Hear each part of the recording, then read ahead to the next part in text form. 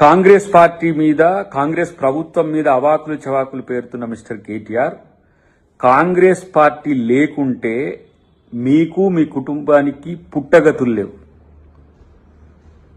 ఆ రోజున తెలంగాణ ప్రజల కోసం కాంగ్రెస్ పార్టీ తెలంగాణ ఇవ్వాలనుకున్న పరిస్థితుల్లో 2004లో మీతో పొత్తు పెట్టుకున్న తర్వాత ఈ పార్టీకి భవిష్యత్తునిచ్చింది కాంగ్రెస్ పార్టీ.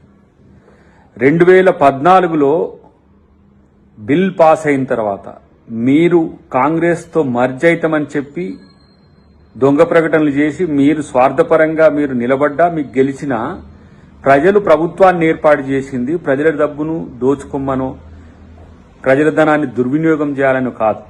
ఇలా ప్రాజెక్టుల పేరు మీద మీరు చేసిన ఏవైతే దందాలు ఉన్నాయో అవన్నిటికీ ఇలా ఏమైతుంది, మీరు మీ కుటుంబం మొత్తం ఇలా అవినీతిమయమైన పరిస్థితి. ఒకటి లిక్కర్ కేసులో మీ చెల్లి, ఇలా కాళేశ్వరం దాంట్లో మీ బావ, ఈ ఫార్మా రేసులో నువ్వు, చివరికి ఇలా మీ తండ్రి గారిని కూడా కాళేశ్వరం కమిషన్ ముందు నిలబెట్టింది అని అంటే తెలంగాణ ప్రజలకు మోసం చేసినందుకు, దగా చేసినందుకే.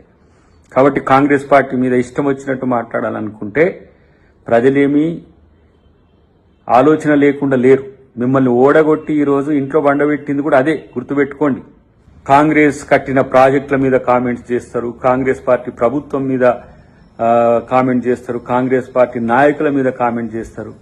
మీకు కనీసము నియతుంటే కాంగ్రెస్ చేసిన మేలేందో మీకు, సమాజానికి విషయం పక్కన పెట్టి అంత పెద్ద ముచ్చట్లు మాట్లాడాల్సిన అవసరం లేదు, కానీ మీకు కనీస కృతజ్ఞత లేకుండా బీజేపీతో కలిసి కాంగ్రెస్ పార్టీని ఏ విధంగా నష్టం చేయాలని చూసింది తెలియదా?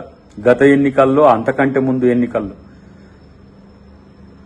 మీ నాన్న కాంగ్రెస్ పార్టీతో కలిసి మంత్రిగా ఉన్న రోజు కూడా పీఎఫ్ స్కామ్కి సంబంధించి కూడా బీజేపీ ఆ కేసును కొట్టేసి మిమ్మల్ని ఇలా కాపాడుతున్నది బీజేపీ అనుకుంటున్నారు, కానీ ప్రజల నుంచి మిమ్మల్ని ఎవరు కాపాడలేరు.